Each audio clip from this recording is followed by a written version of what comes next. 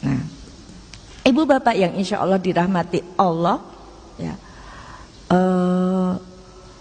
bahkan ayatnya ada ibu bapak, ya, aku mengutus kamu seperti seekor, ya, seperti seekor. Nah, saya kasih gambaran.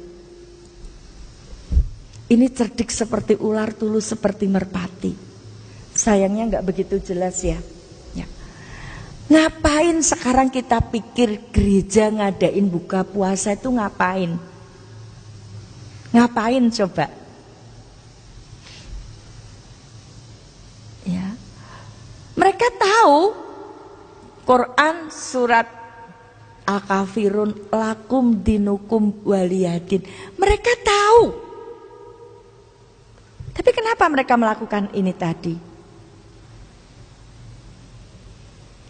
Ya, di dalam Kristen untuk melakukan kristenisasi dikenal istilah church marketing, pemasaran gereja.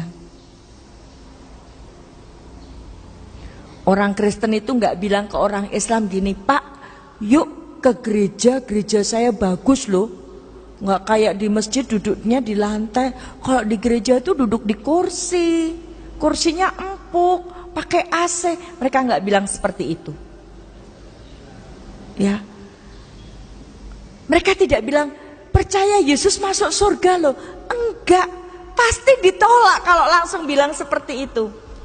Tapi bagaimana orang mau datang ke gereja dan nanti disampaikan percaya Yesus masuk surga itu, mereka tidak memasarkan lembaganya, tidak memasarkan ajarannya karena tidak laku. Apa yang dipasarkan? SDM-nya. Tampil peduli. Yang puasa orang Islam, mereka yang adakan buka puasa, peduli kan? Sopan, mangga Bapak Ibu buka puasa. Mereka nggak bilang ayo buka di tempat gereja saya, kalau enggak saya pukul. Enggak.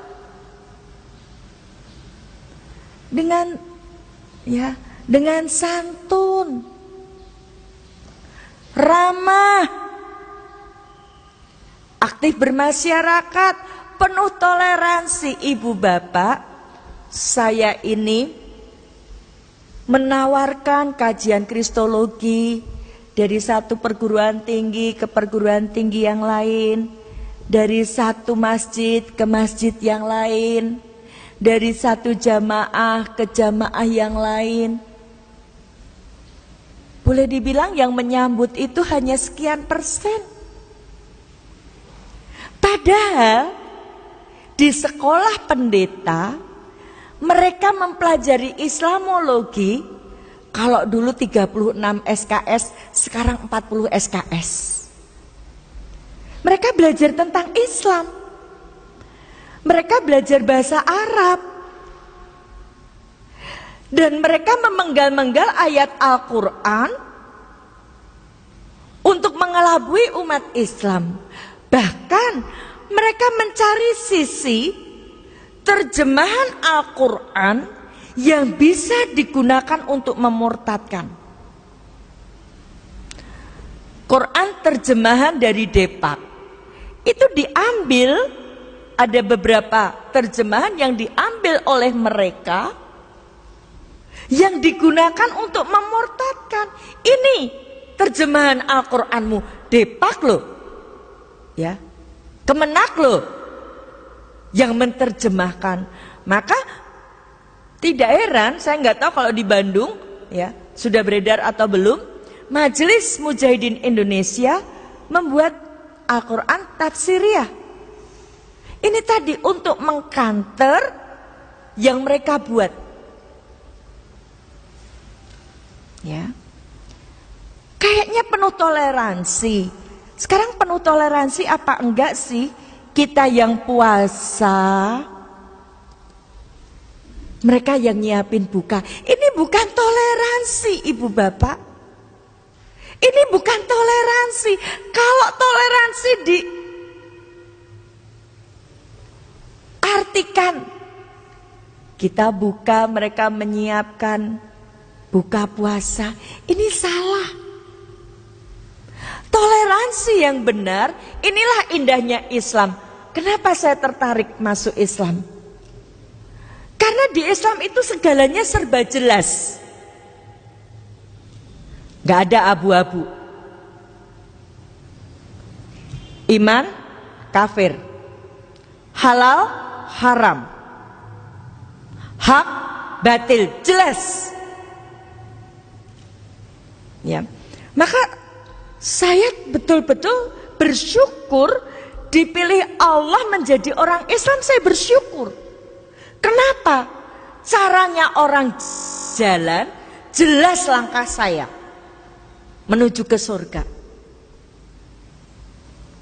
Ya. Quran surat Al-Kafirun itu Allah sudah menjelaskan kepada kita. Saya nggak ngajarin Bapak Ibu, enggak. Ya. Tapi saya ingin mengingatkan, karena momentum Ramadan seperti ini seringkali dimanfaatkan oleh mereka. Ya. Hei orang kafir, aku tidak menyembah apa yang kamu sembah, dan kamu tidak menyembah apa yang aku sembah. Untukmu agamamu, untukku agamaku. Yang puasa itu kita. Yang wajib memberikan buka kepada yang puasa Ramadan itu yang Muslim. Tapi kita nggak sadar ketika ada acara seperti ini, kita ini bangkrut pahala kita. Diambil kesempatan itu sama mereka. Maka Bang Napi kalau bilang itu, waspadalah, waspadalah, kejahatan itu ada bukan hanya karena ada pelakunya, tapi ada kesempatannya. Nah, waspadalah, waspadalah, kristenisasi itu ada bukan hanya karena ada pelakunya, tetapi ada kesempatan. Mereka memanfaatkan ini. Ya. Buka puasa bersama di gereja Santo Antonius. Ini virusnya dari Solo, Ibu Bapak. Saya sampai tahun Januari 99 saya anggota gereja ini. Gereja Kristen Jawa Manahan Solo. Program gereja melayani buka puasa itu mulai tahun 97. Bagaimana caranya orang mau ke gereja? Melayani nasi murah buka puasa 500 rupiah. Tahun 97 itu baru bisa dibubarkan Majelis Ulama Indonesia Solo tahun 2010. Nasi 500 rupiah, nasi ayam, nasi telur. Terus waktu buka disediakan tempat. Begitu azan keluar teh hangat, keluar kolak, keluar snack, keluar nasi. Kira-kira kapan sholat maghribnya? Padahal lokasi gereja ini jauh dari masjid. Mereka nggak bilang jangan ke gereja ya, jangan ke masjid ya, maaf, jangan ke masjid ya. Mereka nggak bilang seperti itu. Tapi dengan cara seperti itu, orang jadi telat ke masjid. Mungkin sholat maghrib sudah selesai. Mungkin malah sudah menjelang isya baru sampai ke masjid. Di Solo dibubarkan, ya, virusnya merambah ke kota-kota yang lain, termasuk mungkin di Bandung ini. Ya, saya kembali ke kisah saya. Ya, orang tua saya sampai hari ini masih menginjili di Pulau Lombok. sudah memurtadkan salah satu tokoh agama Islam di kampungnya. Hasil didikan orang tua saya 3 bersaudara, kami aktivis gereja semua. Adik saya yang 1 sampai sekarang masih jadi pendeta di Cimahi, Bandung. Kalau Bapak Ibu ada yang dari Cimahi, ada pendeta namanya Pak Dwi, tangannya cacat, itu adik saya. Sampai sekarang masih melayani di gereja Pentakosta di Cimahi, Bandung. Siapa targetnya?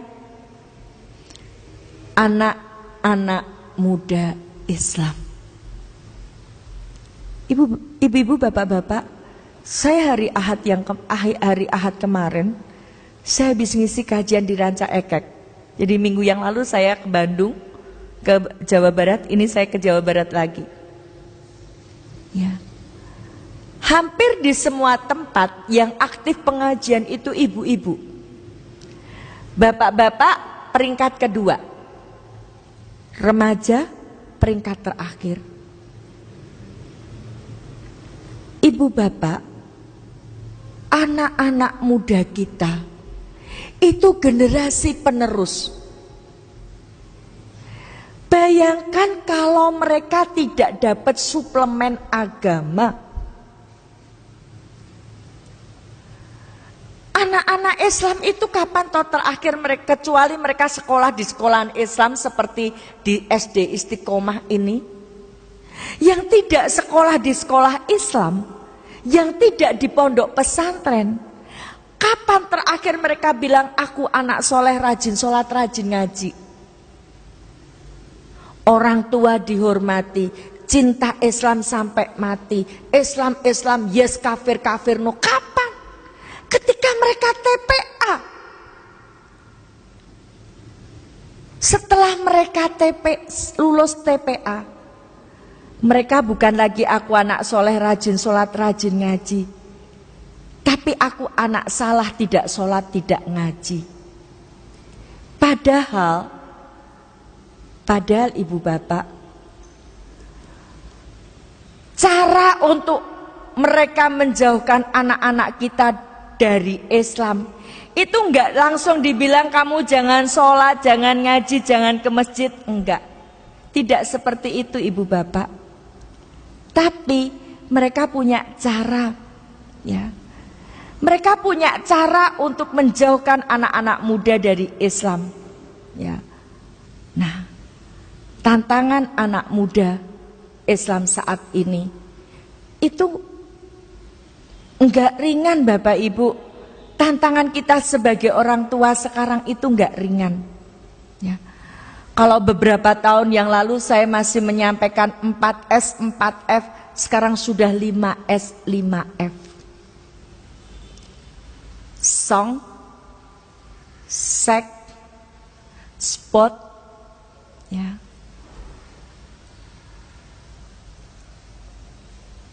Nah, song, seks, sport, smoke, sosial media. Dan ini anak muda Islam banyak yang terlibat di dalamnya. Bahkan sebagian besar pelakunya anak muda Islam. Fun, yang penting happy, iklan rokok jarum, yang penting happy. Fashion, food, makan bukan karena butuh makan dan minum, tapi makan jadi gaya hidup. Female, perempuan jadi komoditas. Nilai perempuan dengan nilai sabun mandi, mahal nilai sabun mandinya. Iklan sabun Lux, harga sabun Lux 1.450. Iklannya perempuan tanpa busana. Mahal sabun Luxnya. Rokok jarum dengan paha perempuan, mahal rokok jarumnya. Ya. Film.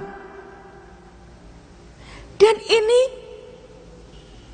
upaya strategi mereka merusak moral anak remaja kita. Saya bulan lalu ngisi pengajian di Malang, sudah terungkap pemurtatan lewat musik, hardcore musik. Dari anak kelas 5 SD sampai mahasiswa tahu itu. Musik penyembah setan. Yang di Malang, mereka yang keluar dari grup musik itu 1 orang, sampai sekarang masih disembunyikan karena diburu, dan ketika sadar harus diruqyah dulu. Kita menghadapi tantangan seperti itu, Ibu Bapak.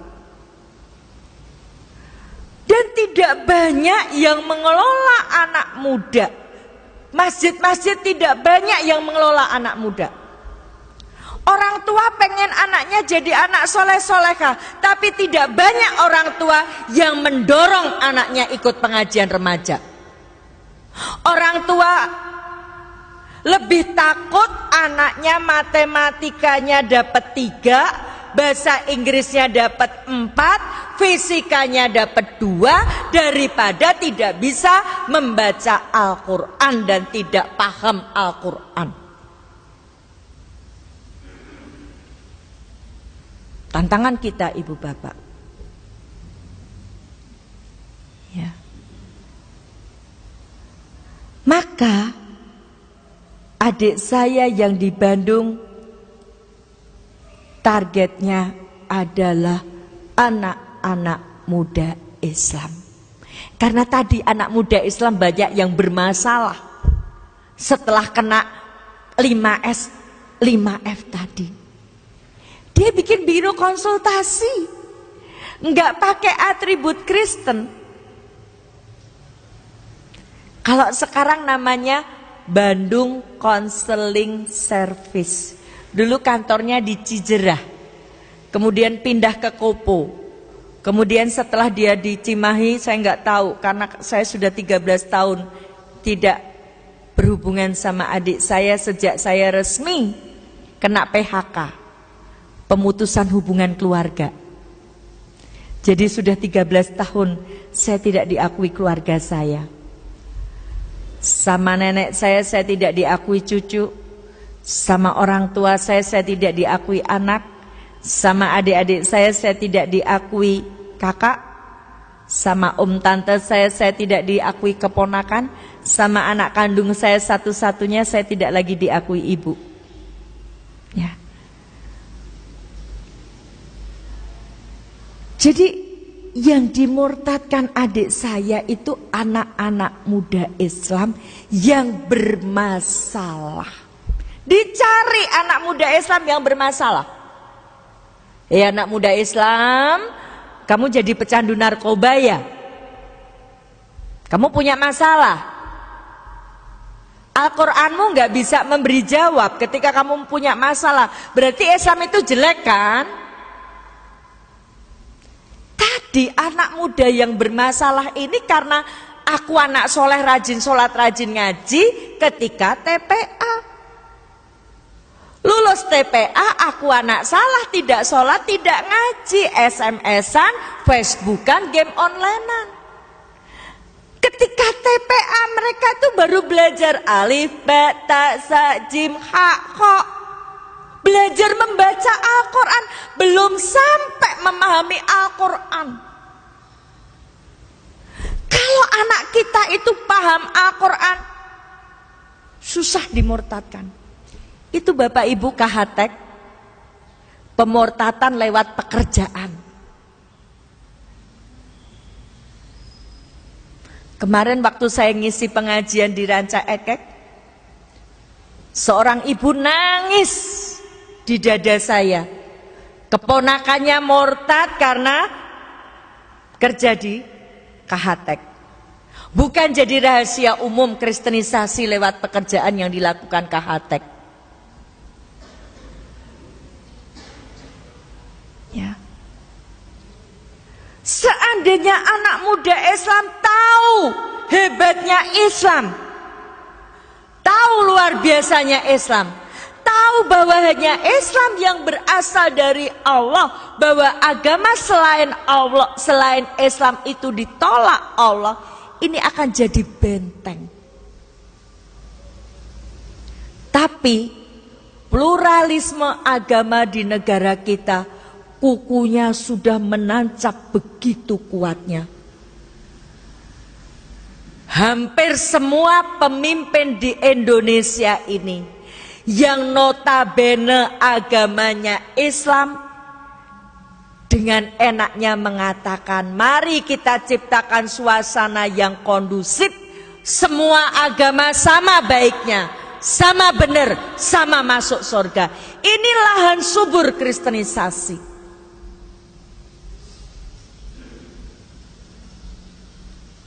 Ibu-ibu, bapak-bapak yang insya Allah dirahmati Allah, ya, kalau anak kita paham bahwa hanya Islam yang bisa mengantarkan masuk surga, nggak akan mudah dimurtadkan, tidak akan mudah dimurtadkan. Tadi adik saya bilang, kamu anak muda Islam. Saya masih ingat tahun 90-an, adik saya ditelepon seorang gadis. Dia sudah ada di rel kereta api dekat stasiun Bandung. Dia telepon, Pak Dwi, kalau Pak Dwi dalam waktu 10 menit tidak datang dan kereta api lewat, saya akan bunuh diri. Dalam keputusasaan, Islam agamanya, dia broken home, dia ditinggal pacarnya. Katanya rumah tangganya orang Islam tuh sakinah mawaddah warohmah. Kenapa kamu broken home? Berarti ajaran Islam bohong dong. Ini tadi karena dia itu aku anak soleh rajin, sholat rajin, ngaji. Ketika TPA dia tidak tahu ajaran Islam sebenarnya. Bilang iya juga ya. Kamu patah hati ya? Ditinggalin pacarmu? Iya aja, di Islam boleh poligami, di Islam boleh diceraiin. Ibu bapak, poligami dan cerai ini salah satu alat yang digunakan untuk melemahkan. Dulu waktu saya belum Islam, waktu saya masih Kristen, ya poligami dan cerai ini juga saya pakai alat ke teman-teman saya yang Islam. Nggak enak jadi orang Islam, kamu nanti dicerai. Enakan jadi orang Kristen. Apa yang dipersatukan Tuhan tidak akan dipisahkan oleh manusia. Sehidup semati. Ya, tapi setelah saya masuk Islam, ternyata ajaran Islam itu luar biasa. Ya, memberikan satu solusi ketika ada masalah. Sekarang bayangkan ibu bapak, kalau suami istri, pasangan suami istri, istrinya umur 35, suaminya umur 38, si istri kena kanker kandungan, kalau berhubungan suami istri pendarahan. Padahal umur 38 laki-laki itu ya, wah sedang semangat-semangatnya. Terus gak boleh poligami. Apa yang dilakukan? Jajan. Poligami kan koridor, jalan keluar yang sah, yang syar'i. Ya. Tapi banyak lebih baik jajan daripada poligami. Ini tadi, seperti ini yang digunakan untuk melemahkan. Anak perempuan Islam yang tadi aku anak sholat rajin ngajiannya, ketika TPA dia tidak paham, dia mikir iya juga ya. Akhirnya daripada nanti kalau jadi orang Islam dipoligami, diceraiin, rumah tangganya nggak sakinah mawaddah warohmah, lebih baik percaya Yesus dan masuk surga. Ibu bapak yang insya Allah dirahmati Allah, anak laki-laki kita itu calon-calon pemimpin umat, paling tidak pemimpin rumah tangga. Sekarang mari kita bayangkan kalau anak laki-laki Islam sudah malas sholat, sudah malas ke masjid, sudah malas mengaji, terus di mana kekuatan umat Islam 10 tahun ke depan?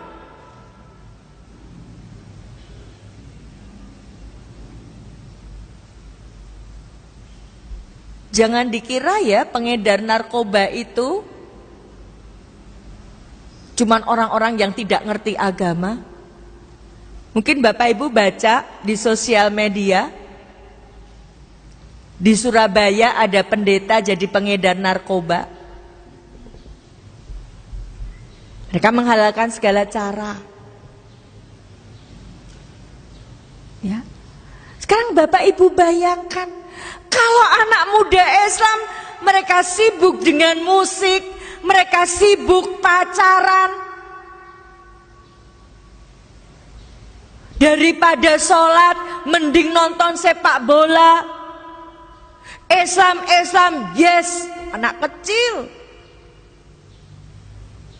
ya, cinta Islam sampai mati anak kecil. Yang sudah gede cinta Persib sampai mati.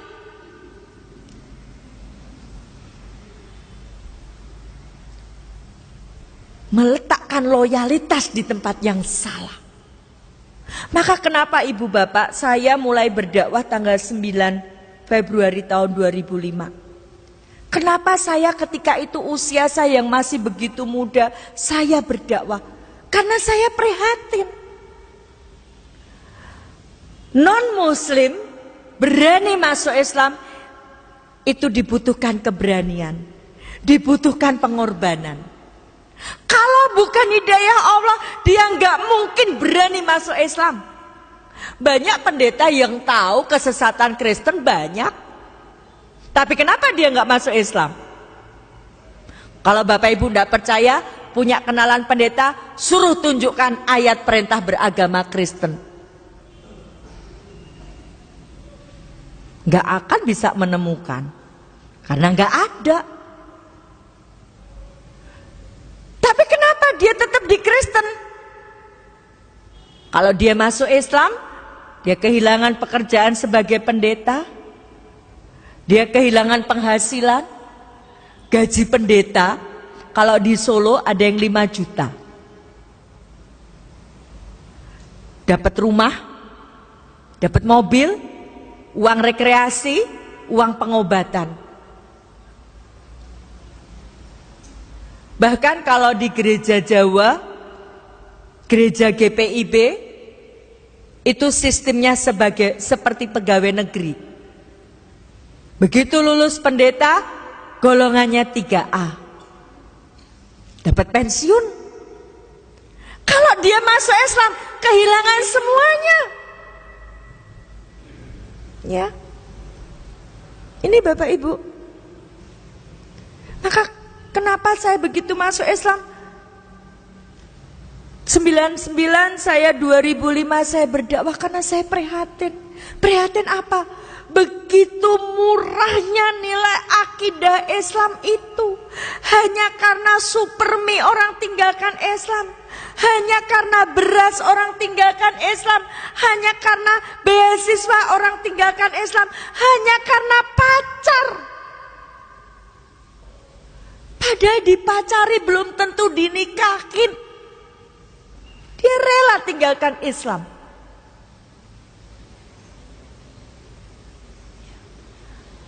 Anak perempuan kita ibu-ibu, itu calon-calon ibunya umat. Dari rahimnya akan lahir mujahid dan mujahidah. Sekarang bayangkan kalau anak perempuan Islam hanya sibuk dengan rebonding, smoking, gaya hidup, mode pakaian. Mereka hanya sibuk penampilan saja. Tidak membekali diri dengan agama. Lalu bagaimana dia akan mendidik anaknya nanti? Yuk Bapak Ibu kita mimpi. Mimpi keturunan kita nanti jadi Muhammad Al-Fatih abad 21. Perusakan kepada Islam sudah luar biasa. Ya. Adik saya yang perempuan dari tahun 2000-an menginjili di Madura. Cita-citanya tidak akan meninggalkan Madura kalau belum bisa memurtadkan kiai. Saya sendiri umur 7 tahun, 8 tahun saya sudah bisa mempengaruhi teman-teman saya Islam. Siapa yang memotivasi? Ibu saya. Ibu-ibu, ilmu ini punyanya orang Islam, ibu. Hadisnya yang punya orang Islam. Ketika sahabat tanya pada Rasulullah, wahai Rasulullah, pada siapa aku harus menaruh hormat? Yang pertama, ibu itu disebut 3 kali. Ibu yang pertama kenapa? Karena dia melahirkan. Ibu yang kedua karena dia mendidik. Maka al-ummu madrasatun ula. Ibu itu adalah madrasah yang pertama bagi anaknya. Ibu yang ketiga adalah ibu yang senantiasa mendoakan anak-anaknya.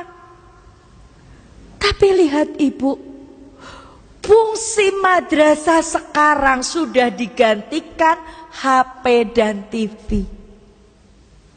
Anak-anak kita jadi anak-anaknya HP. Anak-anak kita jadi anaknya TV.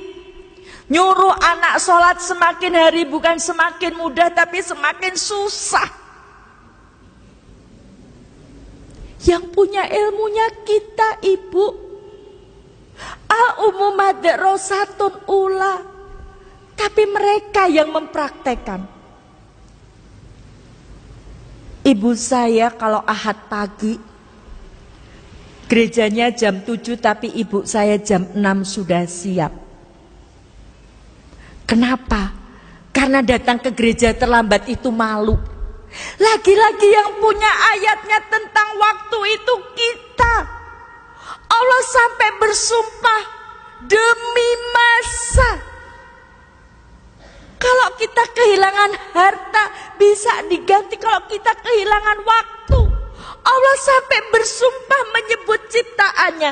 Ketika Allah bersumpah menyebut ciptaannya, itu penting sekali, luar biasa. Yang punya ayat tentang waktu itu kita. Tapi kita ini banyak yang tidak memperhatikan waktu. Kita punya suratnya, hadisnya ada. Tidak akan beranjak kaki anak Adam dari hadapan Allah, melainkan dia akan ditanya salah satunya tentang waktu. Maka saya itu Bapak Ibu bersyukur sekali jadi orang Islam. Kenapa? Segalanya jelas. Ya. Mari kita belajar tepat waktu. Kita pergi kondangan telat saja kita nggak enak. Tapi kita diundang sholat. Bahkan sudah tinggal salam, kita baru datang dengan santainya. Undangan dari Allah. Sholat itu kebutuhan kita. Sibuk rapat, sibuk SMS, sibuk WA, kita jadi pendusta. Kita bilang kul inna sholati wa nusuki wa mayaya wa mamati lillahi rabbil alamin. Sesungguhnya sholatku, ibadahku, hidupku, matiku hanya untuk Allah. Tapi apa prakteknya? Kita sudah wudhu, sudah pakai mukena, sudah niat tinggal sholat, HP kita bunyi, kita lari ngambil HP kita. Sorry Allah, HP saya bunyi. Bayangkan, Allah kita duakan dengan barang-barang sepele. Maka jangan heran kalau sekarang peringatan Allah kepada kita umat Islam ini begitu kerasnya. Karena apa? Karena kita banyak tanpa sadar menyekutukan Allah. Allah kalah sama sinetron, Allah kalah sama sepak bola. Coba bapak-bapak atau mas-mas cermati, pernah nggak final sepak bola atau tinju itu waktu Natal atau tahun baru? Waktu Ramadan. Tahu siapa pemilik TV di Indonesia? Tahu nggak? Siapa, Bu? Siapa, Bu? HT? Dia calon presiden. Dia sudah mau mencalonkan diri jadi presiden. Dia nggak bilang, umat Islam jangan sholat ya. Enggak. Tapi bagaimana umat Islam ini supaya tidak taat sama Allah, supaya tidak membaca Al-Quran? Nih ibu-ibu sinetron Islami, tapi melecehkan umat Islam. Coba kalau mau merenungkan sinetron tukang bubur naik haji, mestinya itu Ikatan Persaudaraan Haji seluruh Indonesia protes. Pelecehan terhadap haji. Masa haji 2 kali sifatnya jelek banget? Dengki, iri. Ya. Apakah seperti itu? Ini pelecehan kepada umat Islam. Tapi betapa banyak ibu-ibu yang menikmati. Sebelumnya kita dilecehkan Islam KTP. Pelecehan buat kita, tapi kita menikmati. Final sepak bola, mereka nggak bilang, hei bapak, hei KAA, jangan ngaji ya, enggak. Nih final sepak bola menjelang sahur, harusnya kita zikir, harusnya kita istighfar, harusnya kita baca Al-Quran. Di bulan Ramadan, bulan yang penuh keberkahan ini, zikir kita goal. Kita bukan sibuk, saya sudah selesai berapa juz, tapi kita sibuk tadi goalnya berapa-berapa. Ini saya umur 7 tahun, 8 tahun sudah dididik sama ibu saya. Jam 6 pagi ibu saya sudah bilang, ibu ke gereja, kamu sekolah minggu. Dididik mengutamakan ibadah. Bukan hanya dididik mengutamakan ibadah, saya di usia yang begitu muda, saya sudah dididik untuk menginjili. Apa kata ibu saya? Ajak teman-temanmu yang Islam pergi sekolah minggu. Sekolah minggu itu TPA-nya orang Kristen. Ibu saya bilang, kasih tahu teman-temanmu yang Islam, nanti kalau sekolah minggu dikasih roti. Kalau rajin sekolah minggu, besok kalau Natal dikasih sepatu, dikasih tas, dikasih buku. Tahun 69, tahun 70 namanya roti, sepatu, tas, buku itu barang mewah. Hanya saya keliling. Yuk mas, yuk mbak, yuk dek, yuk sekolah minggu, nanti dikasih roti loh. Besok kalau Natal dikasih sepatu, dikasih tas, dikasih buku. Akhirnya teman saya yang Islam ikut saya pergi sekolah minggu. Tidak hanya ikut pergi sekolah minggu, teman saya yang Islam akhirnya ikut dibaptis juga bersama saya. Usia remaja, ibu saya bilang, boleh pacaran. Tapi kalau saya punya pacar Kristen, diputus sama ibu saya. Disuruh pacaran sama yang Islam. Minimal targetnya teman saya yang Islam yang tadinya rajin sholat, rajin ngaji, rajin ke masjid, setelah bergaul sama saya nggak ngaji, nggak sholat, nggak ke masjid. Saya Natalan ikut Natal, saya tahun baru Masehi ikut tahun baru Masehi, saya pesta minum anggur dan makan babi, teman-teman saya yang Islam ikut juga. Bahkan ketika saya makan anjing, teman saya yang Islam pun juga ikut. Usia menikah, saya menikah sama ketua pengajian yang aktivis mahasiswa Islam. Siapa yang mendidik? Seorang ibu. Maka kenapa target kristenisasi yang pertama itu adalah perempuan? Karena memurtadkan satu perempuan sama dengan memurtadkan satu keluarga. Mendidik satu perempuan sama dengan mendidik satu keluarga. Mendakwai satu perempuan sama dengan mendakwai keluarga kalau itu dipraktekkan. Ini latar belakang saya, Ibu Bapak. Pertanyaannya, kenapa saya masuk Islam?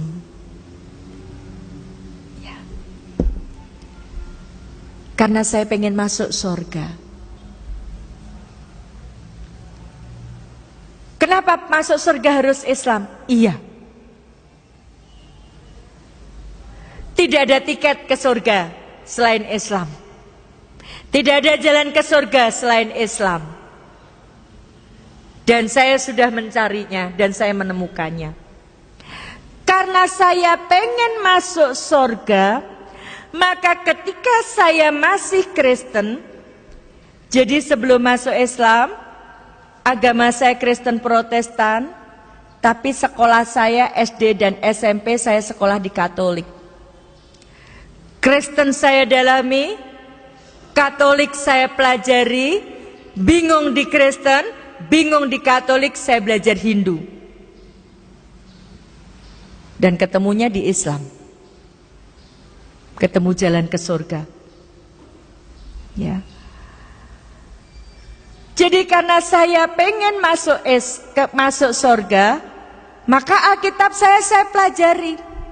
Saya pelajari betul. Saya dalami betul. Setelah saya dalami, saya sampai pada satu kesimpulan. Kalau Kristen itu bukan dari Tuhan, maka tidak mungkin masuk surga. Kenapa? Di dalam Bible atau Alkitab, tidak sekalipun Allah maupun Yesus menyebut Kristen, baik itu Kristen Protestan maupun Katolik. Saya sudah mengujinya, Ibu Bapak. Tanggal 8 Januari tahun 2008, saya dialog sama 20 pastor dari Amerika, dari Driarkarya Jakarta, dari Sanata Dharma Jogja. Mereka nantang kami dialog dari pagi sampai pagi. Tidak perlu dari pagi sampai pagi, cukup 45 menit selesai. Kenapa? Ketika mereka presentasi mengatakan, kami ini baik, kami menolong orang Islam, saya bilang, saya nggak butuh seperti itu. Saya tanya, kamu beragama pakai dasar nggak? Pakai. Dasarnya apa? Alkitab. Oke, saya beragama, dasar saya Al-Quran. Saya bisa tunjukkan perintah beragama Islam. Kamu tolong tunjukkan perintah beragama Kristen. Apa jawabnya setelah setelah kami diskusi, mereka mengatakan kami ini penuh kasih. Saya bilang saya nggak perlu itu. Saya butuh kamu tunjukkan ayatnya. Ya. Secara eksplisit Tuhan katakan perintahnya beragama Kristen, baik itu Protestan atau Katolik. Apa jawab mereka? Karena sudah semakin malam, jawabnya, maaf, kami capek dan ngantuk mau tidur. Karena nggak ada di dalam Alkitab kata Katolik itu munculnya tahun 110 Masehi. Kata Katolik itu munculnya tahun 110 Masehi. Padahal Yesus itu bahasa Yunani, bahasa Arabnya Isa, ya. Isa atau Yesus itu ada di dunia itu sampai sekitar tahun 30 Masehi. Padahal Katoliknya dikenalkan tahun 110 Masehi. Ini bukan dari buku Islam loh Bapak Ibu. Ini dari buku mereka. Saya punya buku mereka, judulnya Memahami Segalanya Tentang Katolik, karangan Helen Keller, halaman 11. Ini bukunya orang Katolik sendiri yang mengatakan bahwa Katolik itu baru dikenalkan tahun 110 Masehi. Berarti apa? Berarti Yesus gak kenal Katolik. Dan dengan seperti ini, alhamdulillah, ya, beberapa orang yang tadinya Katolik, setelah saya sampaikan, mereka akhirnya memutuskan masuk Islam karena takut gak masuk surga. Ya. Kata Kristen itu juga munculnya sekian ratus tahun setelah menurut orang Kristen Yesus naik ke surga. Di dalam kitab Kisah Para Rasul 11 ayat 26, mereka itu Barnabas dan Saulus. Saulus itu nama lain Paulus. Tinggal bersama-sama dengan jemaat itu 1 tahun lamanya sambil mengajar banyak orang. Di Antiochialah murid-murid itu untuk pertama kali disebut Kristen. Yang nyebut bukan Allah, yang nyebut bukan Yesus, tapi orang yang melihat. Peristiwa ini terjadi, Yesusnya sudah tidak ada, menurut orang Kristen sudah naik ke surga. Galau lagi, kalau saya ke gereja, setelah menyanyi, berdoa, disuruh menyebutkan 10 perintah Allah. Akulah Tuhan Allahmu, jangan ada ilah lain selain aku. Tapi kenapa saya harus percaya Trinitas, Allah Bapa, Putra, dan Roh Kudus? Berarti 10 perintah Allah itu, perintah yang pertama itu sudah bertolak belakang. Berarti Tuhan itu pelin-pelan dong. Katanya akulah Tuhan Allahmu, jangan ada ilah lain selain aku. Lah kenapa saya harus percaya Allah Bapa, Putra, dan Roh Kudus? Di Katolik ditambah lagi Bunda Maria. Bingung saya.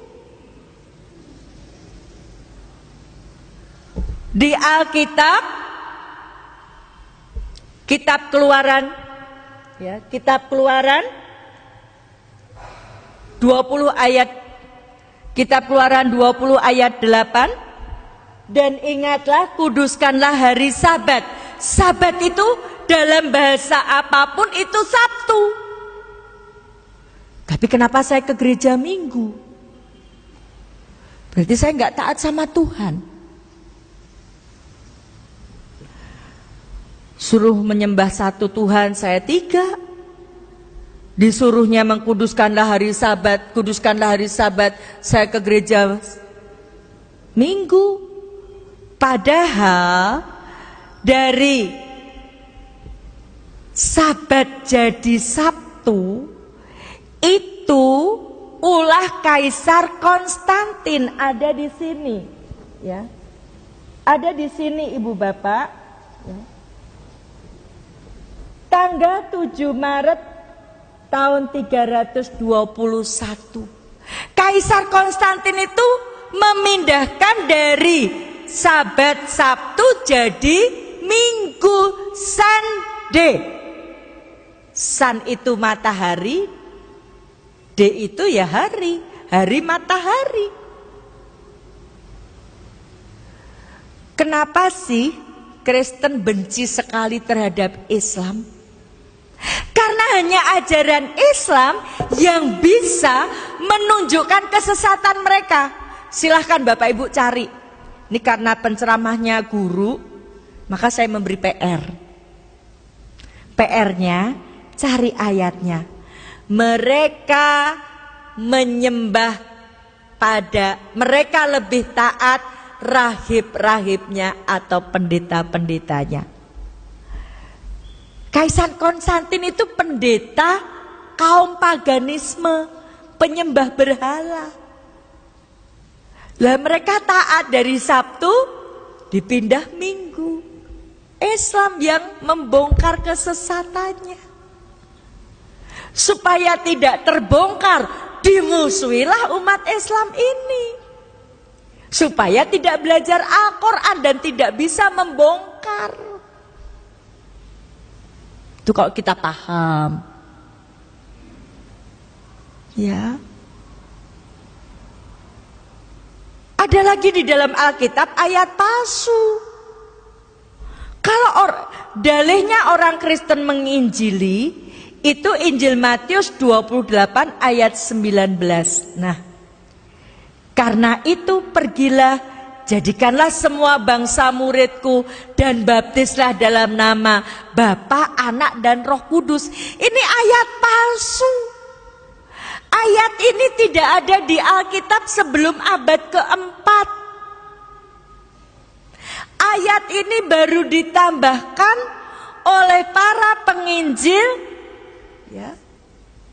Setelah itu, untuk mengkanter Injil Matius 15, Injil Matius, ya, yang mengatakan Yesus bilang, aku diutus kepada domba yang sesat dari Bani Israel. Hanya untuk Bani Israel. Kalau berdasarkan Injil Matius 15 ayat 24, dia hanya untuk Bani Israel, nggak bisa ke Bandung. Karena Bandung ini bukan Bani Israel. Maka untuk mengkanter ini dibuatlah ayat palsu. Lagi-lagi Al-Quran yang membongkar kesesatan mereka. Mereka menulis dengan tangannya sendiri dan itu dikatakan dari Allah. Silahkan cari ayatnya. Makanya mereka benci. Supaya kita tidak bisa membongkar kesesatan mereka, dijauhkanlah kita dari Al-Quran. Itu ibu bapak kalau kita nyadar.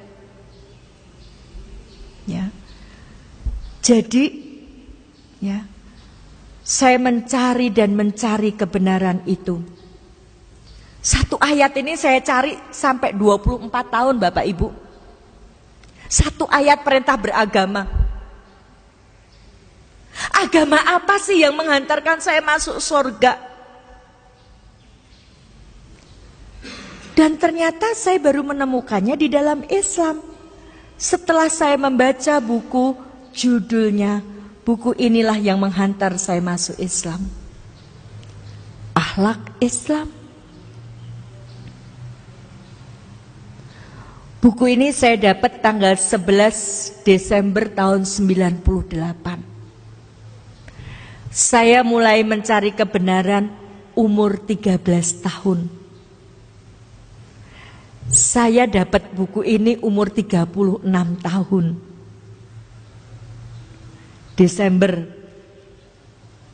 98, umur saya 36 tahun. Saya dapat buku ini. Dan saya masuk Islam Februari 99, umur saya 37 tahun. Dari 13 tahun sampai 37 tahun, 24 tahun saya mencari sebuah kebenaran. Agama apa yang bisa menghantarkan saya masuk surga? Dan jawabnya hanya Islam. Ibu bapak, aneh tapi nyata. Ya. Di Kristen, hal-hal yang besar dan mendasar, perintah beragama Kristen, Natal. Natal itu kata Natalnya tidak ada di dalam Alkitab, nggak ada. Kalau kata Kristen ada 6, tapi yang menyebut manusia. Kata Natal tidak ada. Yang mendasar tentang beragama nggak ada. Anehnya, yang sepele-sepele ada. Pornografi banyak. Kidung Agung itu isinya pornografi. Kitab Mazmur isinya pornografi. Makanya kalau dibilang Quran kitab yang paling purno itu kasihan yang ngomong seperti itu. Karena yang lebih purno lagi ada. Ya, Alkitab. Ya. Nabi telanjang ada di dalam ada. Udah telanjang, mabuk lagi. Siapa? Nabi Nuh. Itu orang yang pertama bikin minuman dari anggur. Setelah itu diminum, setelah minum dia mabuk. Mabuk dia telanjang. Sekarang kok nabinya seperti itu? Di Islam kita nggak akan menemukan. Nabi diperkosa anaknya. Siapa? Nabi Lut diperkosa anak perempuannya. Maka waktu saya masuk Islam, saya membaca kisah 25 Rasul dan Nabi, saya nangis. Saya nangis siapa? Saya bersyukur jadi orang Islam. Ternyata di Islam tidak seperti itu.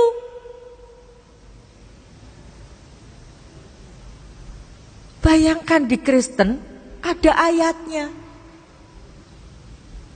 Tuhan kalah ketika berkelahi sama manusia. Bayangkan Tuhan kalah. Tuhan berkelahi sama manusia, Tuhan kalah. Terus gimana coba kalau kita berdoa? Tuhan saya kalah. Berarti yang jadi Tuhan manusia, no? Tuhan berkelahi sama Nabi Yakub dan Tuhan kalah. Berarti harusnya yang jadi Tuhan Nabi Yakub.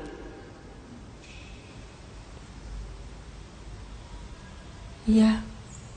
Upah melacur di dalam Bible halal. Upah melacur. Ini kitab suci yang harus saya imani isinya kayak gitu. Beda sekali Bapak Ibu. Ketika saya membaca buku ini, kebalikannya, hal yang sepele Islam sudah ngatur. Bapak Ibu, pernah nggak membaca hadis dilarang mengencingi pohon peneduh maupun pohon yang berbuah? Pernah nggak membaca hadisnya? Pernah nggak berpikir kenapa nggak boleh mengencingi? Saya justru tertarik pada Islamnya karena hal yang sepele ini. Nggak boleh ngencingi pohon yang berbuah. Sekarang misalnya Bapak Ibu punya pohon mangga harum manis, terus dikencingin, terus air kencing itu meresap ke tanah, diserap akar, akar ke batang, batang ke daun, bunga, buah. Berarti mangga harum manis rasa kencing. Bener nggak? Saya berpikir ketika itu, luar biasa Islam ini, urusan sederhana kencing. Coba ngencingi pohon nggak boleh. Kenapa? Karena air kencing tadi terserap sampai buah. Berarti apa?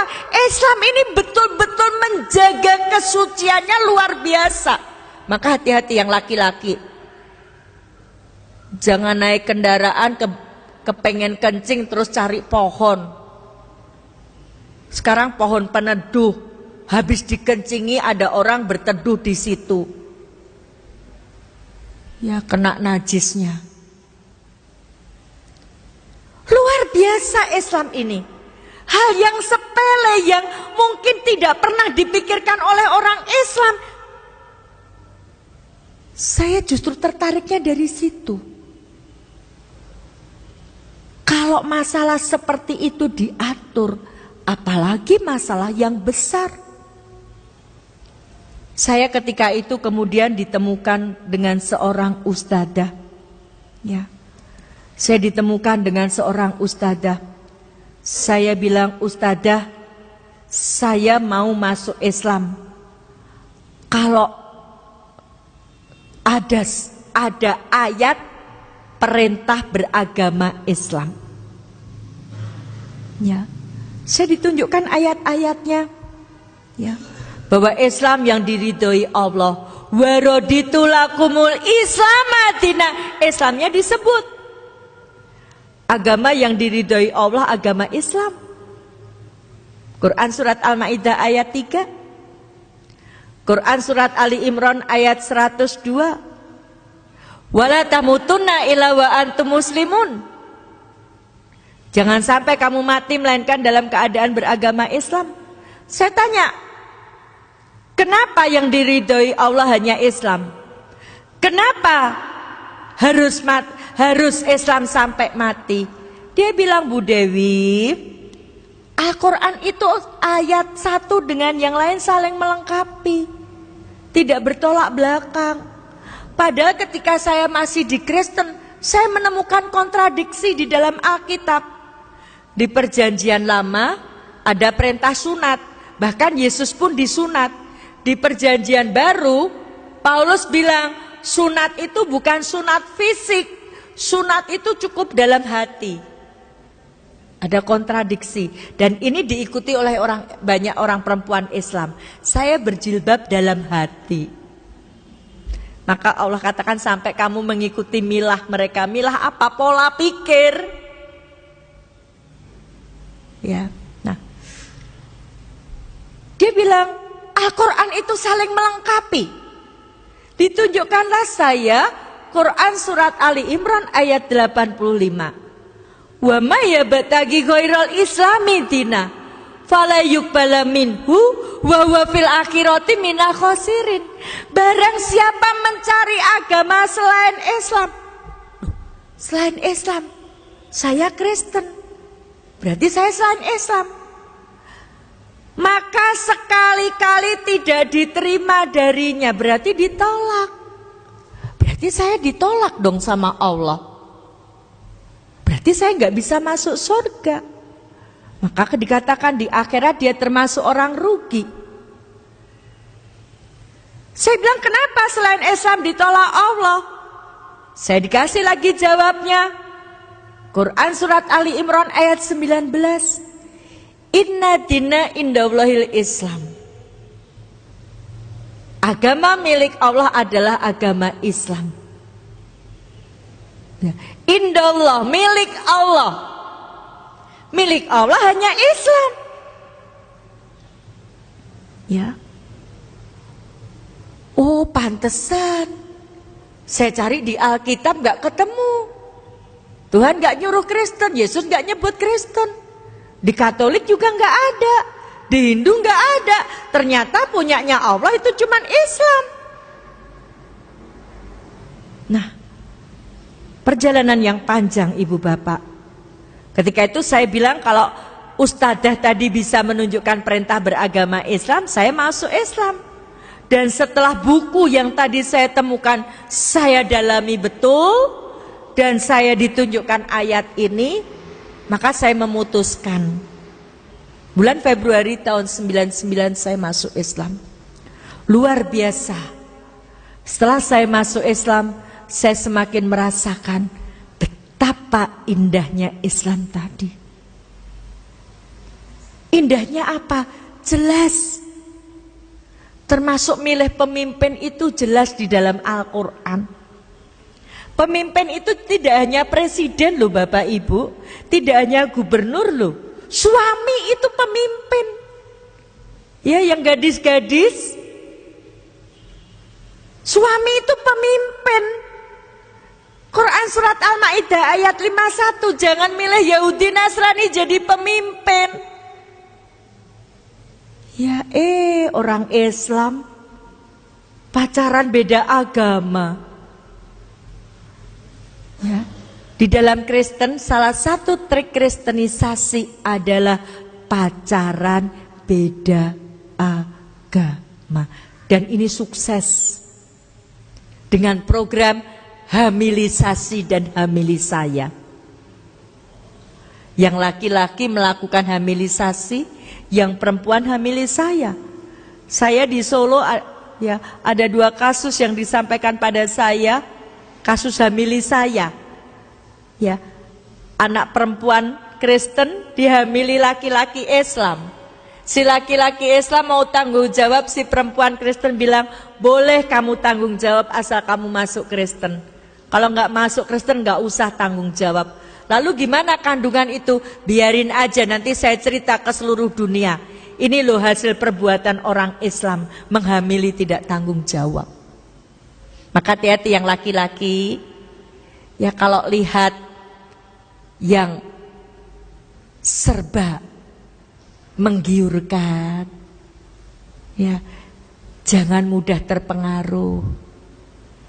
Ya, ibu bapak yang insya Allah dirahmati Allah, Islam segala sesuatu ada tuntunannya. Dari yang kecil sampai yang mendasar ada tuntunannya. Dengan Islam kita dapat kepastian Islam satu-satunya jalan menuju ke surga. Allah sudah berfirman di dalam Quran surat Al-An'am ayat 153. Dan bahwa inilah jalanku yang lurus, maka ikutilah dia. Jangan kamu mengikuti jalan-jalan yang lain, karena jalan-jalan yang lain itu mencerai-beraikan kamu dari jalannya. One way, satu jalan menuju ke surga hanya dengan Islam. Ibu bapak yang insya Allah dirahmati Allah, maka moto hidup saya siap berjuang dan mati dalam Islam. Kenapa? Karena saya sudah menemukan tiketnya menuju ke surga hanya dengan Islam. Ya. Tapi tidak begitu saja masuk surga. Kita diuji dulu sama Allah. Dan bulan Ramadan seperti ini kita digembleng sama Allah, digembleng ketaatan kita sama Allah supaya jadi orang takwa, sebab hadiah untuk orang takwa itu enak banget.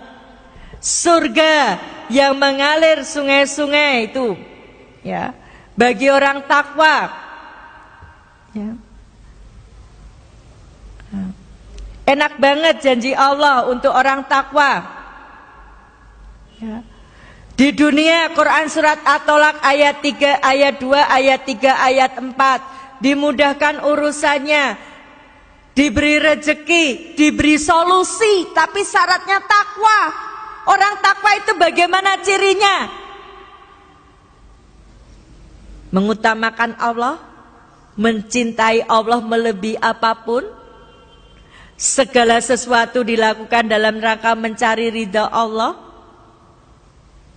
Antara lain, saya sudah mempraktekkan mencintai Allah melebihi apapun.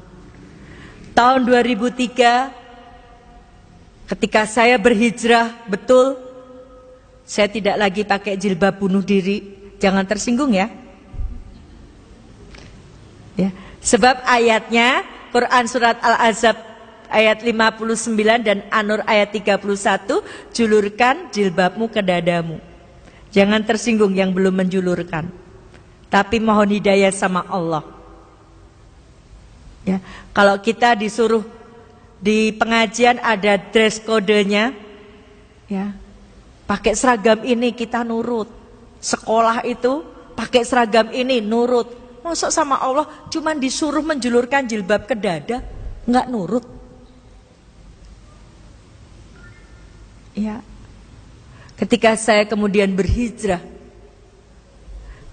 ya, belajar melaksanakan Islam secara kafah. Tahun 2003 saya ditanya sama ibu saya, kamu nekat Islam apa balik Kristen? Nekat Islam. Apa kata ibu saya? Kamu dapat apa di Islam? Kebetulan tahun 2002 usaha saya bangkrut ditipu orang Islam. 2002 saya sudah mau berhaji, biaya sudah ada, tinggal berangkat, habis semuanya ditipu sama orang Islam. Ngakunya kiai. 2002 saya praktek syahadat dan praktek la ilaha illallah saya gagal. Kok gagal? 2002 Pak Kiai bilang, Bu Dewi, kalau usahanya mau sukses, ya, itu mengamalkan Al-Fatihah 100 kali, Hasbunallah wa ni'mal wakil, nikmal maula wa ni'mal nasir 1000 kali di pinggir kali. Kalau jam 11 siang waktunya sholat duhur sudah selesai belum? Belum. perintahnya Allah sholat dulu apa amalan dulu? Sholat dulu.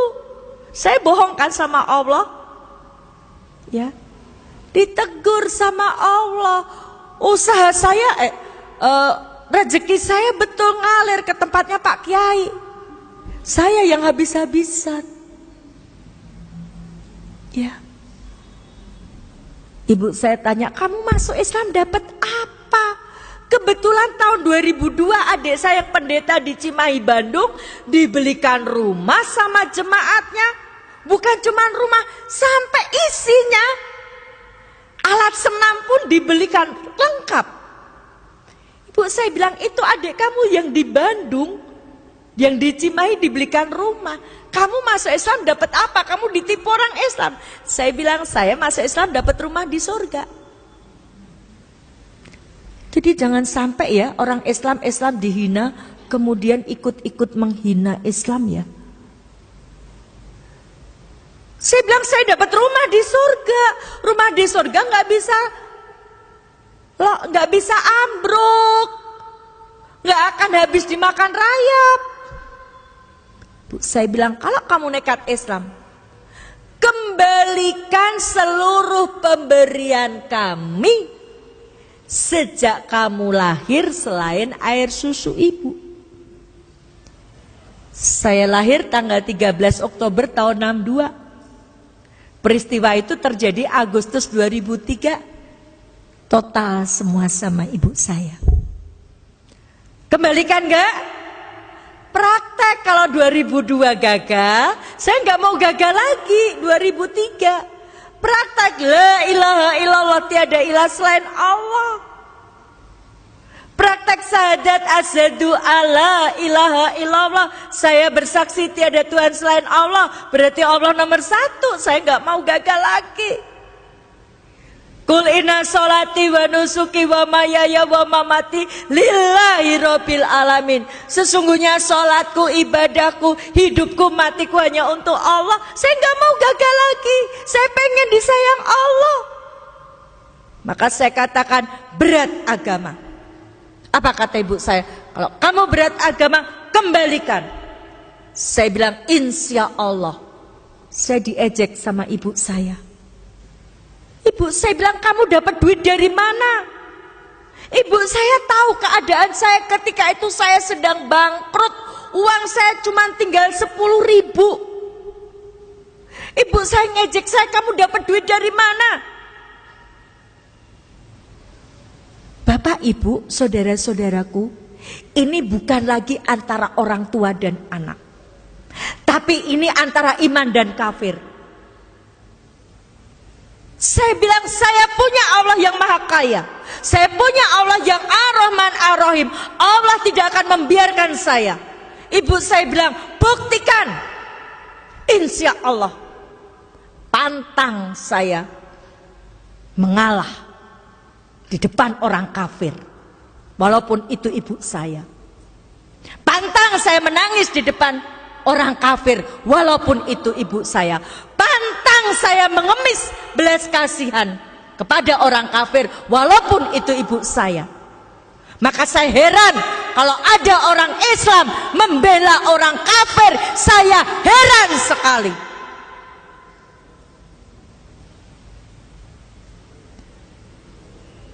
Apa enggak takut pengadilan Allah?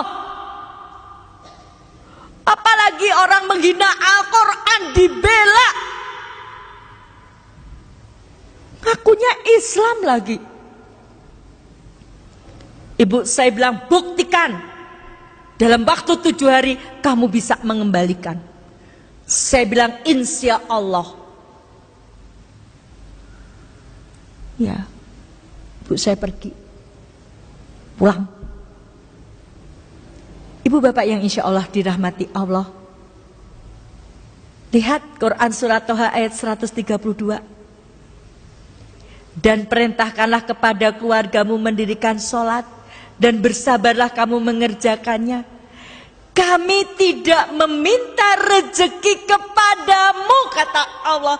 Kami yang memberi rezeki kepadamu. Saya sudah mempraktekkan ibu bapak, ketika dalam keadaan yang sempit dong Allah. Hati-hati ya ibu curhat. Jangan asal curhat di depan TV. Curhat dong, Ma. Suami saya sudah sebulan tidak menafkahi saya. Orang dari Sabang sampai Merauke tahu suami ibu itu tidak menafkahi. Membuka aib di depan umum. Lihat, TV milik mereka. Ini untuk melecehkan kita, tapi banyak orang yang bangga. Gak sadar dibuka aibnya di depan umum. Curhat dong Allah. Kalau punya masalah, saya ketika itu saya curhat sama Allah. Allah, Engkau yang memberi hidayah pada saya. Sekarang saya dapat ujian begitu beratnya, saya mohon pertolonganmu. Pertolongan Allah tidak uang langsung. Ketika itu jam 11 malam, saya selesai sholat, saya ingat, saya ini sendiri. Saya butuh kekuatan. Suami saya baru saja habis meninggal, seminggu suami saya meninggal. Orang tua saya seperti itu. Anak saya sudah meninggalkan saya juga. Anak saya sampai sekarang belum dapat hidayah. Saya sendiri. Saya butuh kekuatan. Saya butuh didoakan. Maka malam itu saya telepon seorang ustadz. Rezeki yang Allah berikan adalah ustadz tadi mengangkat telepon saya. Padahal ustadz yang saya telepon tadi, itu kalau sudah malam ditelepon gak mungkin diangkat. Saya telepon jam 11 lebih, diangkat. Itu rezekinya. Jadi rezeki itu tidak selalu uang. Ustadz, mohon maaf, malam-malam saya telepon. Saya dapat ujian Ustadz. Apa Bu Dewi ujiannya? Seperti ini Ustadz. Saya mohon didoakan agar iman saya tidak goyah Ustadz. 2003 umur saya baru 4 tahun. Ustadz bilang istiqomah ya Bu Dewi. Jangan tinggalkan Islam. Insya Allah Ustadz. Saya sudah tidak bisa berpikir, ibu saya cuma ngasih waktu seminggu. Usaha saya bangkrut. Rumah kreditan, saya nggak punya sertifikat.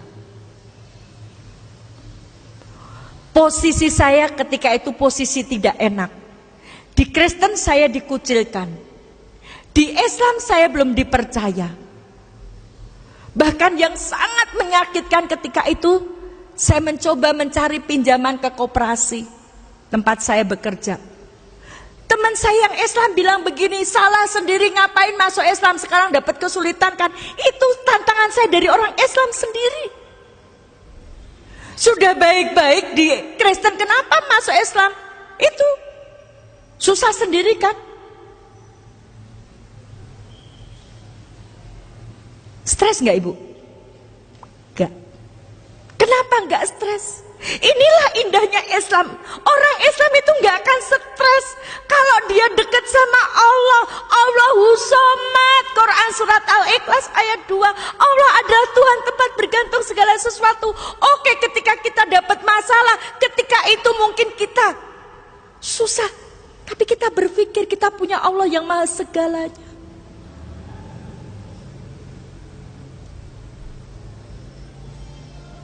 Solusinya apa ibu bapak?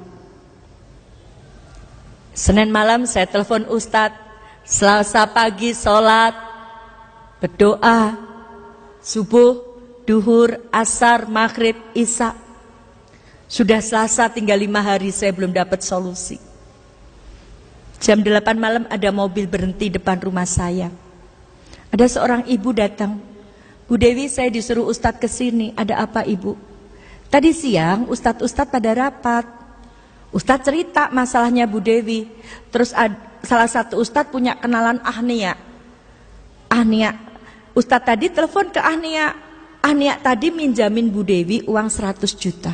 100 juta jangka 1 malam. Sampai detik ini saya tidak kenal siapa orangnya. Kenapa? Karena semua transaksi lewat Ustadz, beliau tidak mau saya kenal, takut hilang ikhlasnya. Siapa yang memberi solusi? Ditepati nggak janji Allah? Takwa, diberi solusi, dimudahkan urusannya, diberi rezeki. Syaratnya takwa dulu. Maka di bulan Ramadan ini kita digembleng jadi orang takwa, taat gak sama Allah, mau gak meninggalkan larangannya Allah, kita digembleng. Mari Bapak Ibu yang sudah Islam sejak lahir, kita gak tahu umur kita gunakan untuk apa bulan Ramadan ini. Belum tentu Ramadan depan kita ketemu dengan Ramadan tadi. Ini sudah hari yang ke-16. Sudah seberapa kita membaca Al-Quran?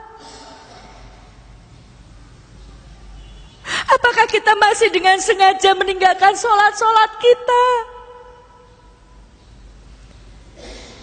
Ibu bapak yang insya Allah dirahmati Allah, saya sudah membuktikan ketika menomorsatukan Allah, Allah yang menolong. Harta saya sudah saya pertaruhkan untuk agama Islam ini. Saya lebih pilih Islam. Tidak hanya itu, tahun 2004 saya ditanya sama anak kandung saya cuma satu. Anak saya tanya, Mama nekat Islam atau balik Kristen? Nekat Islam. Kalau nekat Islam, pilih anak atau pilih agama? Anak dengan agama. Ya, Mbak ya. Allah dengan pacar, Allah dengan HP, berat mana? Berat HP. Kita kajian, kita HP-nan. Ya. HP ini jadi teman setia 24 jam. Bangun tidur pegang HP, mau tidur pegang HP, dimanapun HP menyertai kita. Bapak Ibu di Suriah hari ini anak-anak kecil butuh roti. Sudah lama mereka gak makan roti. Mereka makan rumput kering karena dibom terus oleh musuh-musuh Islam. Mereka di sana dibom, mereka mempertahankan iman Islamnya. Kita di sini tidak dibom, tapi musuh Islam memerangi kita pakai ini loh, ini.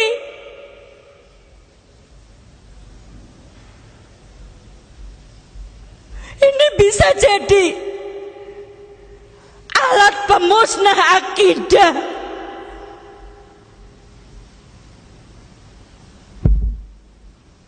Bayangkan di bulan Ramadan kita sibuk dengan WhatsApp.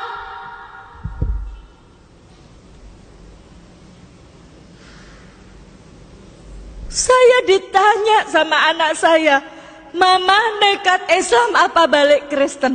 Nekat Islam. Kalau nekat Islam berat anak atau berat agama?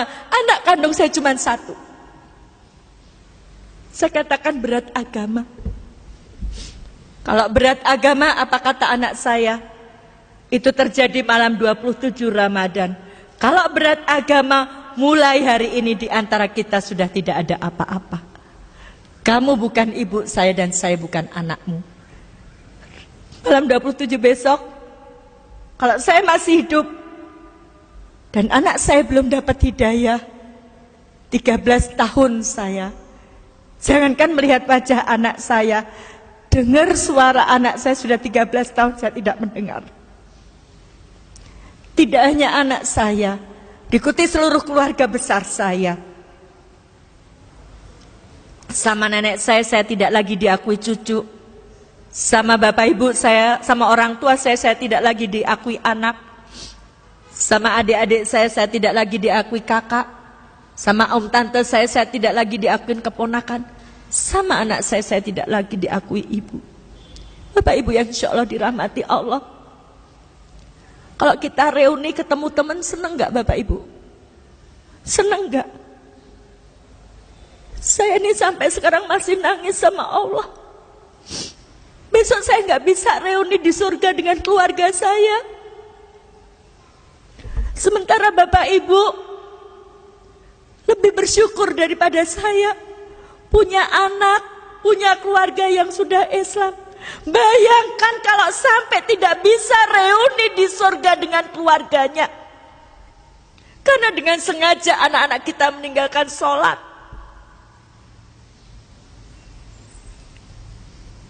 Bukankah di dalam Quran surat Tur ayat 25-26 penghuni surga memberikan bocoran kepada kita bagaimana kiat masuk surga? Ketika mereka duduk berhadap-hadapan, mereka saling menanya, kenapa kamu bisa masuk surga? Yang lain juga bertanya, kenapa kamu juga bisa masuk surga? Jawabnya sama, ketika masih ada di dunia kami mengingatkan keluarga kami tentang pedihnya siksa neraka. Mari Bapak Ibu, Allah sudah memperingatkan kita di dalam Quran surat At-Tahrim ayat 6. Ya ayyuhalladzina amanu qu anfusakum wa ahlikum naro. Hei orang-orang beriman, jagalah dirimu dan keluargamu dari api neraka. Kenapa? Karena api neraka itu bahan bakarnya manusia dan batu. Bayangkan ibu bapak, kita masuk surga sementara keluarga kita, anak kita, istri kita, suami kita, orang tua kita nggak masuk surga. Kita tidak reuni di surga.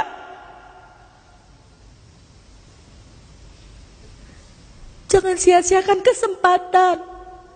Bapak Ibu lebih beruntung dari saya. Di luar sana upaya penggerogotan kepada kita umat Islam luar biasa. Syiah, Ahmadiyah, PKI yang mengatakan agama itu racun,